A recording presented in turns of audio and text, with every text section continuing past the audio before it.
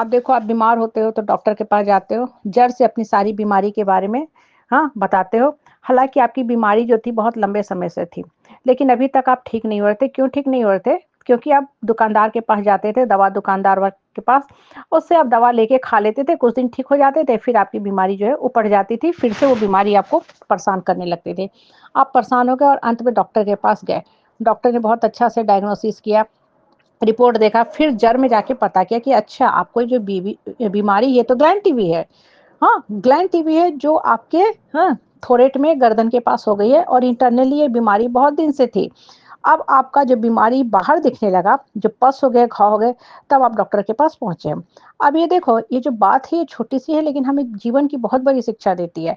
दवा दुकानदार जो है दिन भर दवा, दवा, दवा ही दवा बेचते रहता है, लेकिन उसने स्टडी नहीं किया है, तो अंदाज़ पे आपको कुछ-कुछ, कुछ-कुछ दवा दे रहा था, जिससे होता क्या था कि थोड़ा-सा पस होता था, पस निकल जाता था, लेकिन बीमारी तो अंदर से थी क्योंकि आपको टीबी की बीमारी थी। लेकिन जब डॉक्टर के पास गए तो आपको डॉक्टर ने जड़ से पता करके बताया कि आपको क्या बीमारी है। अब ये चीज़ें को कोरिलेट करो अपने लाइफ के साथ।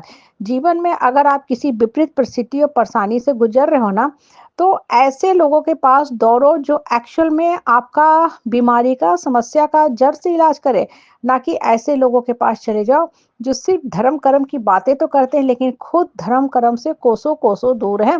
ज़्यादातर लोग ऐसे ही काम करते हैं। क्या काम करते हैं? बातें तो बड़ी-बड़ी करेंगे, इतना अच्छा बात करेंगे कि आपको लगे कि आपको जीवन में इसी इंसान की तलाश थी। लेकिन जब आप इनसे एक्चुअल मामला में हेल्प माँगोगे ना, तब ये आपको ऐसा वाहियात समाधान बताएँगे कि आप अपना सर पकड़ के बैठ जाओगे। आपको लगेगा कि इससे बेकार और वाहियात तो कोई आदमी है ही नहीं। हम तो साँप को हाथ में पकड़े हुए थे रस्सी समझ के। कहने का मतलब क्या है ना कि जीवन में आपको समस्या का हल चाहिए, समाधान चाहिए। तो आप सही आदमी के पास जाओ जो एक्चुअल में अनुभवी है, जो जीवन में संघर्ष किया है और फिर अपनी लाइफ को मीनिंगफुल बनाया है और अपने डेस्टिनी को कवर किया है। ना कि ऐसे उछल्लू छिछोरा के पास पहुँच जाओ जो कुछ किया ही नहीं है, सिर्फ़ फेसबुक, व्हाट्सएप पे फ़ोटो पोस्ट करने का। और सरप्राइज़ पार्ट ऐसे लोगों को लोग माला भी पहना देते हैं। जो छिछोरा टाइप लोग होते हैं ना फ़ोटो पोस्ट करते रहते हैं, उनको लोग सोचते हैं कि बहुत ही इंसान है, जो बहुत बुद्धिमान है। अब उसी का फ़ोटो भी वो हाँ, देखते हैं, क्लिक करते हैं और फूलमाला पहनाते रहते हैं। देखो, आप जब सही आदमी के पास पहुँचोगे ना, तो वही आपको सही गाइडेंस भी देगा, मेंटर, गुरु, गाइड बन के। जो बच्चा अच्छे से पढ़ाई किया है ना, वही आपको बताएगा कि कैसे आप स्कूल करते हुए किसी कॉम्पिटिटिव एग्ज़ाम की, एंट्रेंस एग्ज़ाम की, नीट की, मेडिकल की इंजीनियरिंग की हुँ, या लॉ ग्रेजुएट की या बीबीए की आप तैयारी कर सकते हो। क्योंकि वो बच्चा पढ़ रहा है, टाइम को मैनेज कर रहा है, तो बेसिकली वो आपको टाइम को मैनेज करना सिखा देगा और सही स्ट्रैटेजी बताएगा कि इस स्ट्रैटेजी को फ़ॉलो करते हुए आप पढ़ सकते हो, कंप्लीट कर सकते हो। देखो होता क्या है जीवन में ना, जीवन में कि हमें बहुत बार चीज़ें सही ढंग से पता नहीं होती है, तो हम गलत स्ट्रैटेजी पे चलते हैं और जितना ज़्यादा हम गलत स्ट्रैटेजी पे चलते हैं ना, हम लाइफ़ का रॉन्ग डेस्टिनी पे जाते हैं। अपना जो अ, लाइफ़ का जो भविष्य है ना, उसको खराब करते हैं। इसलिए जीवन में सही चीज़ें पता होना बहुत ज़रूरी है। इसलिए देखो, जो हम लोग इंटरव्यू भी सुनते हैं ना, ऐसे लोगों का सुनते हैं जो एक्चुअल में संघर्ष करके सफल हुए हैं, ना कि वाहियात लोगों का। बहुत लोग तो बहुत कुछ वीडियो बनाते रहते हैं, यूट्यूब पे पोस्ट करते रहते हैं, सोशल मीडिया पे पोस्ट करेंगे, यहाँ-वहाँ करते रहेंगे। उनके जो वीडियो होते हैं उसमें कोई भी काम की बात लगती है? नहीं लगती। हालाँकि क्लिक मिला रहता है।